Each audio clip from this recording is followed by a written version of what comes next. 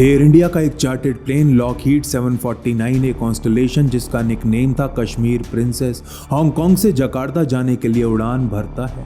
इस प्लेन में Chinese delegates और कई देशों के पत्रकार सफर कर रहे थे जो इंडोनेशिया के बांडुंग में होने वाली पहली एशिया एफ्रो कॉन्फ्रेंस में हिस्सा लेने जा रहे थे। उस समय के चीन के प्रधानमंत्री जोउ इनलाई भी इसी प्लेन में जकार्ता जाने वाले थे, लेकिन अंतिम समय पर तबीयत खराब हो जाने के कारण वो अपना प्लान बदल देते हैं। हांगकांग से उड़ान भरने के लगभग 5 घंटे बाद एयर इंडिया के इस प्लेन में एक जोर का धमाका होता है। देखते ही देखते ये प्लेन अपनी नाक के बल दक्षिणी चीनी समुद्र में इंडोनेशिया के नटूना आइलैंड के पास क्रैश कर जाता है और कुछ ही क्षणों के भीतर पूरी तरह जल समाधि ले लेता है। 3 क्रू मेंबर्स तो किसी तरह तैरकर आइलैंड तक पहुंच जाते हैं जहां स्थानीय मछुआरे उनकी जान बचा लेते हैं, लेकिन 11 यात्रियों समेत इस प्लेन के बाकी के सभी 16 लोग मारे जाते हैं। ये कोई मामूली हादसा नहीं था। एक ऐसा प्लेन संदेहास्पद परिस्थितियों में क्रैश हुआ था जिसमें कई देशों के डेलीगेट्स और पत्रकार सफर कर रहे थे, इसलिए अंतर्राष्ट्रीय राजनीति में तो भूचाल आना ही था। और ये भूचाल तब और ज्यादा गंभीर रूप ले लेता है जब जिंदा बचे क्रू मेंबर्स ये खुलासा करते हैं कि ये क्रैश अपने आप नहीं बल्कि एक बॉम्ब फटने से हुआ था। जल्दी अंतर्राष्ट्रीय मीडिया में आरोप प्रत्यारोपों का दौर शुरू हो जाता है और अगले ही दिन चीनी रेडियो इस क्रैश के पीछे ताइवानी सरकार का हाथ होने का दावा कर डालता है। भारत सरकार के ऊपर जल्द ही कोई एक्शन लेने का अंतर्राष्ट्रीय दबाव बनने लगता है और इस केस की गुत्थी सुलझाने का जिम्मा सौंपा जाता है भारत के जेंटलमैन सुपर स्पाई आर.एन. काओ को।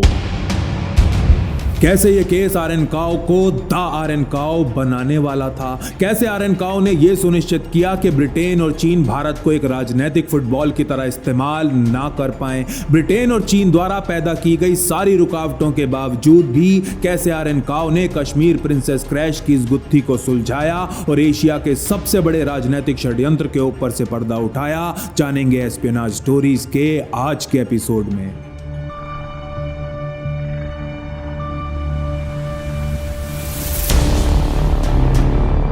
इस प्लेन में टोटल 19 लोग सफर कर रहे थे, जिनमें से 11 यात्री थे और 8 क्रू मेंबर्स। यात्रियों में से 3 लोग चीनी थे जिनको बांडुंग कॉन्फ्रेंस के लिए डेलीगेशन के रूप में भेजा जा रहा था। एक यात्री वियतनाम के डेलीगेशन का मेंबर था और बाकी के सभी यात्री पत्रकार थे, जिनमें से 5 चाइनीज, 1 अमेरिकन और 1 जापानीज था।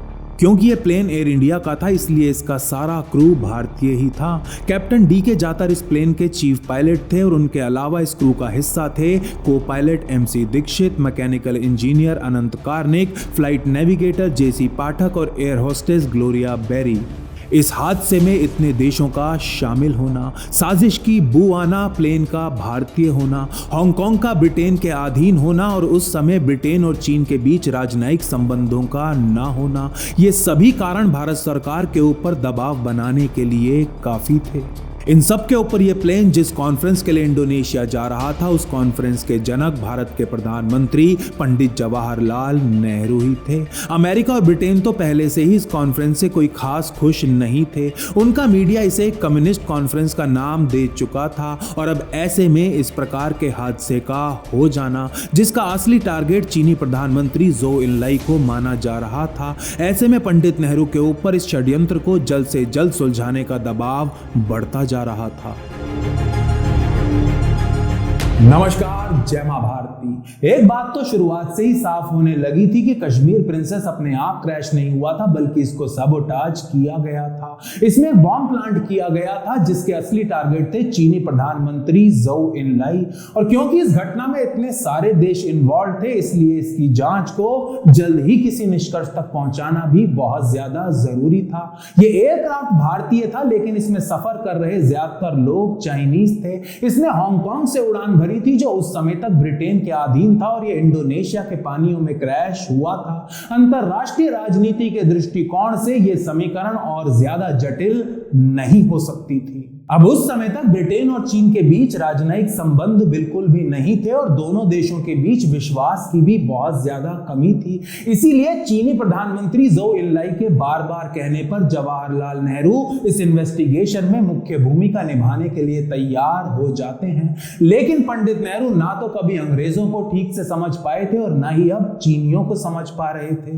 भारत को इस जांच में इतनी महत्वपूर्ण भूमिका इसलिए नहीं दी जा रही थी क्योंकि ये दोनों देश भारत के पर विश्वास करते थे, बल्कि इन दोनों देशों को ऐसा लगता था कि वो जैसे चाहे वैसे भारत का इस्तेमाल करके अपने अपने हितों को साध सकते हैं। खैर, अंतरराष्ट्रीय दबाव के चलते Nehru department of civil aviation को एक बड़ी सी टीम बना के इस क्रैश की जांच करने का आदेश दे देते हैं और इस केस की राजनीतिक संवेदनशीलता और जटिलता को समझते हुए वो भारतीय इंटेलिजेंस से भी एक ऑफिसर को जांच में शामिल करने के लिए कहते हैं। उस ऑफिसर का नाम था रामेश्वर नाथ काउ, जो आगे चल के दुनिया की इंटेलिजेंस कम्युनिटी में RNK के नाम से प्रख्यात होने वाला था।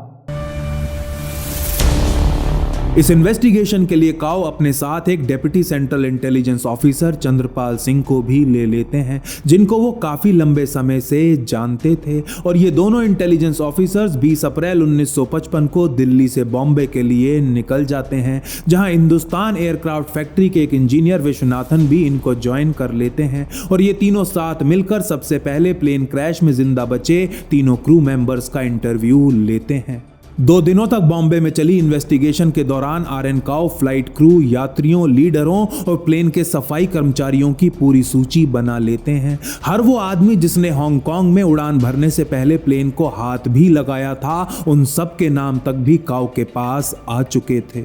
इसके अलावा काउ इस प्लेन में जाने वाले माल, सामान और दूसरी चीजों की जानकारी भी इकट्ठी करने के बाद अपनी टीम के साथ 22 अप्रैल 1955 को बॉम्बे से जकार्ता के लिए निकल जाते हैं, जहां से वो सीधा बांडुंग के लिए जाते हैं, जहां पहली एशिया एफ्रो कॉन्फ्रेंस चल रही थी। बांडुंग पहुंचते ही काउ सबसे पहले प्रधानमंत्री नेहरू से मिलते हैं और नेहरू उन्हें चीनी प्रधानमंत्री से मिलने के लिए कहते हैं। चीनी प्रधानमंत्री ज़ोउ इनलाई के साथ चली 1.5 घंटे की अपनी मीटिंग के दौरान काउ नोटिस करते हैं कि चीनी प्रधानमंत्री इस इन्वेस्टिगेशन को लेकर बहुत ज्यादा उत्सुक हैं और साथ ही साथ इशारों इशारों में वो काउ से ये भी कह रहे हैं कि इस इन्वेस्टिगेशन से जुड़ी हर नई जानकारी काउ सबसे पहले उन्हें दें, ना कि अपने प्रधानमंत्री को। जकार्ता में कुछ दिनों तक जांच करने के बाद काउ और उनकी टीम हांगकांग के लिए निकल जाते हैं, लेकिन वहां भी उनके हाथ कुछ खास नहीं लगता। इस जांच में हांगकांग पुलिस को काउ की हर संभव मदद करनी थी, लेकिन ऐसा होता नहीं है। हांगकांग पुलिस का उदासीन रवैया देख काउ को जल्द ही समझ में आ जाता है कि उनके पास मेनलैंड चाइना जाकर जांच करने के अलावा और कोई रास्ता नहीं है। बीजिंग पहुंचते ही काउ सबसे पहले एक बार फिर चीनी प्रधानमंत्री ज़ोउ इनलाई से ही मिलते हैं, जो बिना कोई समय गवाए काउ से कहते हैं कि चीनी सरकार के पास इस बात की पुख्ता जानकारी है कि प्लेन में बॉम्ब ताइवान की सत्ताधारी पार्टी KMT ने रखवाया था और ये बॉम्ब उन्हें अमेरिका ने दिया था। इनलाई के अनुसार प्लेन में बॉम्ब रखने वाला व्यक्ति KMT की इंटेलिजेंस ब्रांच का मेंबर था और चीनी सरकार के पास इस षड्यंत्र में शामिल सभी लोगों के नाम भी थे। इनलाई काउ से कहते हैं कि वो ये सारी जानकारी केवल एक शर्त पर ही हांगकांग पुलिस को दें कि ये जानकारी किसी भी कीमत पर ब्रिटिश सरकार द्वारा अमेरिकियों के साथ साझा नहीं की जाएगी। मीटिंग खत्म होते होते चीनी प्रधानमंत्री काउ से कुछ ऐसा कहते हैं जिससे काउ के कान खड़े हो जाते हैं। इनलाई काउ से कहते हैं कि जरा संभल के रहना, तुम्हारी जान भी खतरे में है। इनलाई के अनुसार चाइनीज इंटेलिजेंस के पास इस बात की पुख्ता जानकारी थी कि KMT की इंटेलिजेंस ब्रांच काउ को जान से मारने का प्लान बना रही है। इनलाई काउ से कहते हैं कि अपना अच्छे से ध्यान रखना, क्योंकि हमें यह जानकारी बहुत ही विश्वसनीय सूत्रों से मिली है। इस मीटिंग के बाद 18 मई 1955 को जब काउ बीजिंग से वापस हांगकांग आते हैं तो उन्हें पता चलता है कि चीनी प्रधानमंत्री उनके साथ कोई मजाक नहीं कर रहे थे। हांगकांग स्पेशल ब्रांच का डायरेक्टर और एक ब्रिटिश इंस्पेक्टर खुद एयरपोर्ट पर काउ को लेने आते हैं और उन्हें बताते हैं कि उनके होटल के बाहर उनकी सुरक्षा के और ज्यादा कड़े इंतजाम कर दिए गए हैं। काउ को बताया जाता है कि ब्रिटिश इंटेलिजेंस के पास भी यह जानकारी है कि काउ को जान से मारने की प्लानिंग हो रही है, लेकिन यह प्लानिंग ताइवानी कर रहे हैं या फिर चीनी, ये बात अभी तक साफ नहीं है।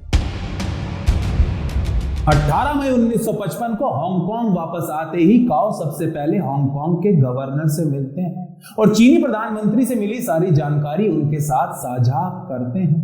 काओ गवर्नर को बताते हैं कि चीनियों के अनुसार इस षड्यंत्र में शामिल सभी लोग ताइवानीज केएमटी की इंटेलिजेंस ब्रांच के हैं जो हांगकांग से ही ऑपरेट कर रहे थे।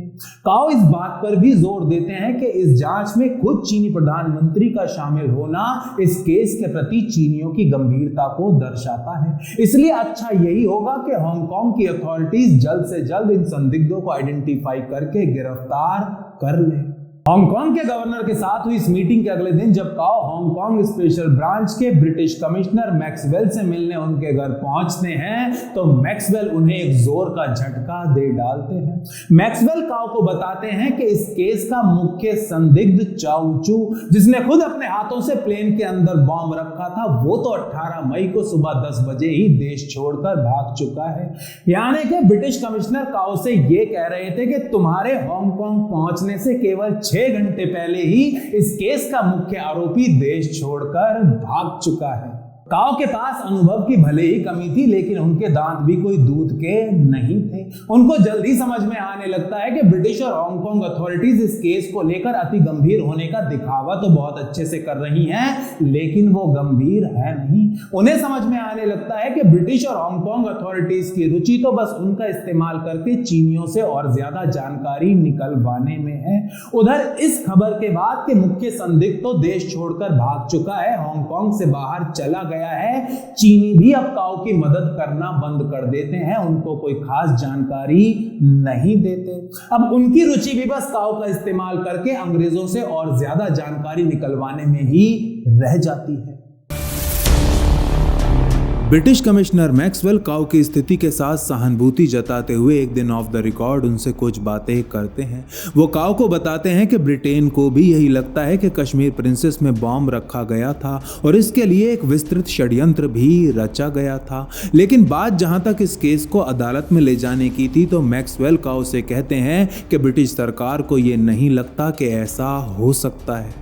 मैक्सवेल काओ को बताते हैं कि ब्रिटिश इंटेलिजेंस के अनुसार चीनी प्रधानमंत्री इस बात को अच्छे से जानते थे कि ताइवान की केएमटी उन्हें मारने की प्लानिंग कर रही है और इसके लिए वो कश्मीर प्रिंसेस को साबोटाज करने वाली है। यही कारण था कि एनलाई ने एन मौके पर अपना ट्रैवल प्लान बदल दिया, लेकिन दूसरों को इसके बारे में कुछ भी नहीं बताया। ब्रिटिश इंटेलिजेंस की रिपोर्ट के अनुसार ज़ोउ एनलाई ये चाहते ही नहीं थे कि ये हादसा रुके, क्योंकि अगर ये हादसा टल जाता तो उनके हाथ से ब्रिटेन और अमेरिका के ऊपर उंगली उठाने का एक सुनहरा मौका चला जाता।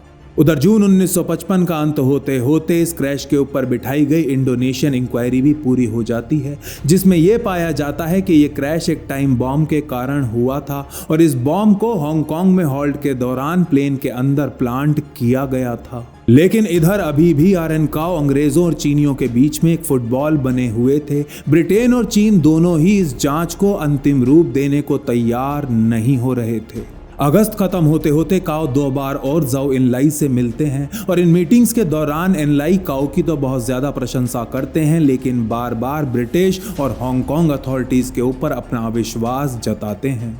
एनलाई काओ को बताते हैं कि उनके पास इस बात की पुख्ता जानकारी है कि हांगकांग स्पेशल ब्रांच के 2 वरिष्ठ अधिकारी पहले से ही केएमटी की इंटेलिजेंस ब्रांच के साथ मिलकर काम कर रहे हैं और इन दोनों को इस धमाके के बारे में पूरी जानकारी थी। काओ के मुंह से अंग्रेजों के खिलाफ कुछ बुलवाने का चीनी प्रधानमंत्री हर संभव प्रयास करते हैं, लेकिन अति सावधान काओ एनलाई के झांसे में नहीं आते। दूसरी मीटिंग के बाद काओ हांगकांग वापस आ जाते हैं, जहां वो चीनी प्रधानमंत्री के साथ हुई अपनी मीटिंग्स के ऊपर हांगकांग स्पेशल ब्रांच के कमिश्नर और हांगकांग के गवर्नर को ब्रीफिंग देते हैं। एनलाई की ही तरह यहां भी ब्रिटिश अथॉरिटीज पूरी कोशिश करती हैं कि काओ या तो चीन या फिर चीनी प्रधानमंत्री के बारे में कुछ तो नकारात्मक बोल दें, लेकिन इस जांच की राजनीतिक संवेदनशीलता को बहुत अच्छे से समझने वाले काओ ना तो चीन के झांसे में आए थे और ना ही अंग्रेजों के झांसे में आने वाले थे। असल में इस केस में भारत की भूमिका एक बिचौलिए की थी और इसी बात का फायदा चीन और ब्रिटेन उठाना चाहते थे। ये दोनों देश एक दूसरे के ऊपर बंदूक तो चलाना चाहते थे, लेकिन उस बंदूक को भारत के कंधे पर रखना चाहते थे। लेकिन काओ ऐसा नहीं होने दे सकते थे। वो कोई भी ऐसी गलती या भूल करना अफोर्ड नहीं कर सकते थे जिससे कि भारत के प्रधानमंत्री का सर दुनिया के सामने झुक जाए। जब ये सब चल रहा था, जिस दौरान अंग्रेज और चीनी आर्यन काओ को एक फुटबॉल बनाकर खेल रहे थे, ठीक उसी समय आर्यन काओ के अंदर का जासूस तो अपना काम करना शुरू कर चुका था। अपने आप को बहुत ज्यादा चतुर समझने वाले अंग्रेज और चीनियों की नाक के ठीक नीचे आर्यन काओ हांगकांग के अंदर अपनी खुद की इंटेलिजेंस इकट्ठी करके अपने नोट्स बना रहे थे, जिनमें वो हांगकांग के अंदर केएमटी की इंटेलिजेंस ब्रांच के ऑपरेशंस की डिटेल्स स्टेप बाय स्टेप लिख रहे थे। ये इंटेलिजेंस काओ को किससे मिल रही थी, ये बात तो उन्होंने कभी किसी को नहीं बताई, लेकिन हांगकांग में रहते हुए उन्होंने अपने खुद के इंटेलिजेंस सोर्सेज और लोकल एसेट्स की भर्ती जरूर कर ली थी। हांगकांग में अथॉरिटीज ने काओ के ऊपर हर क्षण नजर रखी हुई थी। वो जहां भी जाते हांगकांग स्पेशल ब्रांच के कुछ अफसर उनके साथ जरूर होते थे, लेकिन फिर भी इन सबको चकमा देते हुए काओ किसी तरह हांगकांग की गलियों में निकले, अपना इंटेलिजेंस नेटवर्क बनाया और इस षड्यंत्र के ऊपर से पर्दा उठाकर ही छोड़ा। काओ के अनुसार केएमटी की एक इंटेलिजेंस ऑर्गेनाइजेशन थी जिसका नाम था फिफ्थ लिएजॉन ग्रुप। यह ग्रुप हांगकांग की टेंपल स्ट्रीट के पीछे एक बिजली की दुकान का कवर लेकर ऑपरेट कर रहा था। इस ग्रुप का उद्देश्य था केएमटी के एजेंट्स को ताइवान से हांगकांग लेकर आना, उनको नई आइडेंटिटीज देना और सही समय आने पर चीन के अंदर प्रवेश करवाना। इस दुकान को क्वान साउ की नाम का एक आदमी केएमटी की इंटेलिजेंस के कवर के तौर पर चला रहा था और इस दुकान में कई केएमटी के ऑपरेटिव्स का आना जाना लगा रहता था। हांगकांग के इसी इलाके से आर्यन काओ कुछ एसेट्स की भर्ती भी करते हैं और उन्हें पैसों के बदले इस दुकान पर दिन रात नजर रखने का जिम्मा सौंपते हैं। इस दुकान से काम करने वाले केएमटी की इंटेलिजेंस के मेन लोग थे टांग पो टिंग, सांग यातनिन, क्वान माओ कुंग और चाओ सान यू। अपनी इस अलग जांच में काओ पाते हैं कि साल 1955 की शुरुआत से ही बांडुंग कॉन्फ्रेंस लगातार न्यूज में बनी हुई थी। ये अपनी तरह की पहली ऐसी कॉन्फ्रेंस थी जिसमें एशिया और अफ्रीका के सारे बड़े लीडर्स आने वाले थे। चीन भी इस कॉन्फ्रेंस में अपना एक बड़ा डेलीगेशन भेजने वाला था और यहीं से इस पूरे कश्मीर प्रिंसेस एपिसोड की शुरुआत हो गई थी।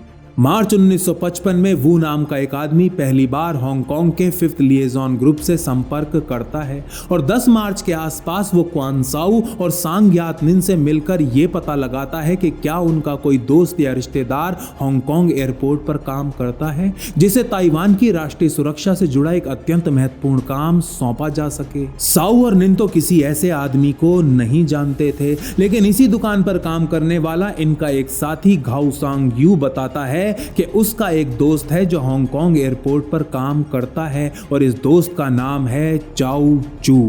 18 मार्च 1955 को इस बिजली की दुकान में काम करने वाले केएमटी इंटेलिजेंस के सभी ऑपरेटिव्स चाओ चू को लेकर हांगकांग की एक कॉफी शॉप में पहुंचते हैं जहां उसकी मुलाकात पहली बार वू के साथ करवाई जाती है। इस मुलाकात के बाद इन सब की 3 और मुलाकातें होती हैं। पहली 2 मीटिंग्स के दौरान तो वो केवल इधर उधर की साधारण सी ही बातें करता है, लेकिन जब उसे लगने लगता है कि उसने चू का विश्वास जीत लिया है तो तीसरी मीटिंग में वो सीधा चू से पूछ ही डालता है कि क्या वो एक कम्युनिस्ट प्लेन में बॉम्ब रखने का काम कर सकता है या नहीं। इस काम के बदले में वू को एक बड़ा नकद इनाम और ताइवान में सुरक्षा प्रदान करवाने का वचन भी दिया जाता है। पहले तो ये सब सुनकर चू घबरा जाता है और इस काम को खतरनाक बताते हुए साफ इनकार कर देता है, लेकिन वू उसका पीछा नहीं छोड़ता और कुछ दिनों तक मनाने के बाद आखिरकार चू 60,000 हांगकांग डॉलर्स के बदले ये काम करने को तैयार हो ही जाता है। डील फाइनल होने के बाद चाओ चू, वू और बिजली की दुकान के सभी ऑपरेटिव्स हांगकांग के अलग अलग होटल्स में मिलना शुरू कर देते हैं। इस दौरान चू को पैसे भी दिए जाते हैं और उसको टाइम बॉम्ब ऑपरेट करना भी सिखाया जाता है। आखिरकार 9 अप्रैल 1955 के दिन वोंग नाम का एक आदमी हांगकांग के एक होटल के कमरे में वू से मिलता है और उसके हाथों में एक ब्राउन कलर का बैग सौंप देता है। इस बैग के अंदर एक जीता जागता असली टाइम बॉम्ब होता है। 10 अप्रैल 1955 के दिन चाओ चू ये ब्राउन बैग लेकर हांगकांग एयरपोर्ट में प्रवेश कर जाता है और एयर इंडिया के इंटरनेशनल प्लेन कश्मीर प्रिंसेस की सर्विसिंग करते समय इस बैग से बॉम्ब निकालकर प्लेन के अंदर प्लांट कर देता है और इसके लिए वो कुछ पैसों के बदले अपने एक सहकर्मी की मदद भी लेता है।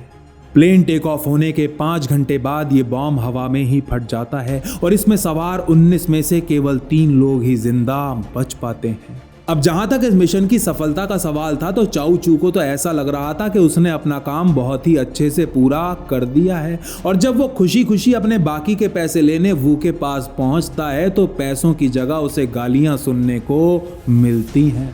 वो ये कहते हुए कि इस बॉम्ब का असली टारगेट तो चीनी प्रधानमंत्री थे जो उस प्लेन में कभी चढ़े ही नहीं, चू को बाकी के पैसे देने से साफ इनकार कर देता है। बुरी तरह हताश, निराश और बहुत ज्यादा डरा हुआ चू 1 महीने बाद एक कार्गो प्लेन में छुपकर ताइवान भाग जाता है। अपनी इस प्राइवेट इन्वेस्टिगेशन द्वारा काओ कुछ ऐसी बातें भी पता लगा लेते हैं जो ब्रिटिश और हांगकांग अथॉरिटीज भी अभी तक पता नहीं लगा पाई थी, जैसे कि ये वू आखिर था कौन। काओ को मिली इंटेलिजेंस के अनुसार वू का पूरा नाम था वू यिनचिन। वैसे तो ये शंघाई का रहने वाला था लेकिन पिछले 2 सालों से हांगकांग में ही रह रहा था। काओ की इंटेलिजेंस से ये खुलासा भी होता है कि वू के केएमटी की इंटेलिजेंस ब्रांच के साथ बहुत पुराने और गहरे संबंध रहे हैं और वू ही वो आदमी है जिसने 5th लिएजॉन ग्रुप के हांगकांग के अंदर इंटेलिजेंस ऑपरेशन स्थापित किए थे। जब आरएन काओ अपनी इंटेलिजेंस रिपोर्ट ब्रिटिश और हांगकांग अथॉरिटीज के साथ शेयर करते हैं तो उनके पैरों तले जमीन खिसक जाती है। उनको काटो तो खून नहीं और उनके लाख बार पूछने पर भी कि काओ ने सारी इंटेलिजेंस कैसे इकट्ठी की, कहां से इकट्ठी की, काओ कुछ नहीं बोलते और बस मुस्कुराते ही रहते हैं। सितंबर 1956 आते आते काओ भारत वापस आ जाते हैं और समय समय पर ब्रिटिश कमिश्नर से उन्हें इस केस की अपडेट्स मिलती रहती हैं। उन्हें बताया जाता है कि ताइवान ने इस केस के मुख्य आरोपियों का प्रत्यर्पण करने से साफ इनकार कर दिया है, लेकिन इस षड्यंत्र से जुड़े 31 लोग जिनको काओ की इंटेलिजेंस के आधार पर हांगकांग में पकड़ा गया था, उन सभी को ताइवान डिपोर्ट कर दिया गया है। नवंबर आते आते आरएन काओ को समझ में आ चुका था कि ये केस इससे और ज्यादा आगे कहीं नहीं जाने वाला, ये अपने डेड एंड पर पहुंच चुका है। नवंबर 1956 के मध्य में हांगकांग के गवर्नर सर अलेक्जेंडर ग्रैंथम भारत आते हैं और आरएन काओ से मिलते हैं। इन दोनों की इस मीटिंग के दौरान भारत के ब्रिटिश हाई कमीशन में ही पोस्टेड MI5 का एक एजेंट भी मौजूद था। इस मीटिंग में ग्रैंथम काओ से एक बार फिर पूछते हैं, कम से कम अब तो बता दो कि वो सारी इंटेलिजेंस तुमने कैसे इकट्ठी की थी। हांगकांग स्पेशल ब्रांच ने तुम्हारे ऊपर हर क्षण नजर रखी हुई थी, फिर भी कैसे उनको चकमा देके तुम बाहर निकल जाते थे और अपना ये सारा काम करते थे, कम से कम अब तो बता दो। लेकिन कम बोलने के लिए प्रख्यात रामेश्वर नाथ काओ एक बार फिर कुछ नहीं बोलते और बस मुस्कुराते ही रहते हैं। अगर आपको आज का एपिसोड पसंद आया है तो इसे लाइक कीजिए, शेयर कीजिए, चैनल को सब्सक्राइब कीजिए और बेल आइकन जरूर दबाइएगा। जल्दी मिलेंगे एस्पिनाज स्टोरीज की एक और रोचक कहानी के साथ, एक और रोचक एपिसोड के साथ। जय मां भारती, जय हिंद।